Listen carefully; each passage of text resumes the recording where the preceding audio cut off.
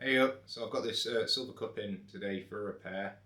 And it's got a few things that need looking over and fixing.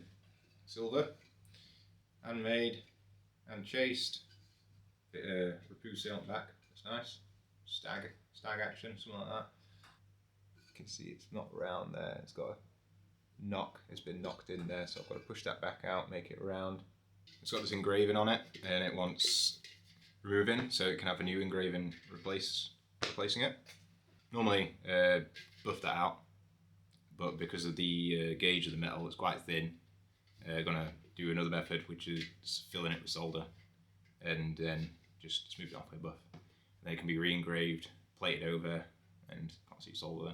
Just got to watch out for pinholes, stuff like that. And obviously, there's a assay hallmark there, which you need to be mindful of. Not get any solder in there or like that. So, with handles, they've got these air holes to let out air because they're hollow. They've been stamped 2 halves, seamed out middle, on there and on there. See, hopefully. This one's been blocked up with polishing compound, that pink stuff. So I'm just gonna like put a hole in that because that can block that air from getting out. So that'll let air come out when we put some heat on it. If there's none of that, if there's no air holes, then it's dangerous stuff. Usually just check. If you're doing anything like this, doing any repairs on small cups or something like that, it's always best to check because you can have sealed up compartments. For example, most of the time handles, they're usually hollow if they're not solid. They might have the air holes plugged right at the end of fabrication.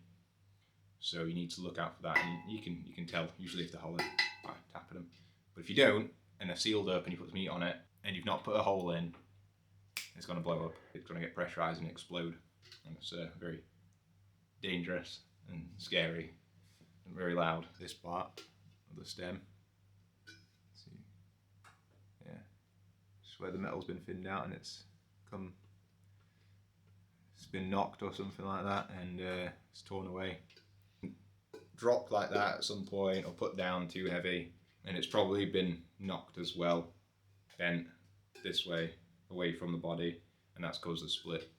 I don't know, don't really care, but that's what it is. So I've just got to repair it. It's got a slant on it, it's not leaning right, so I've got to correct that.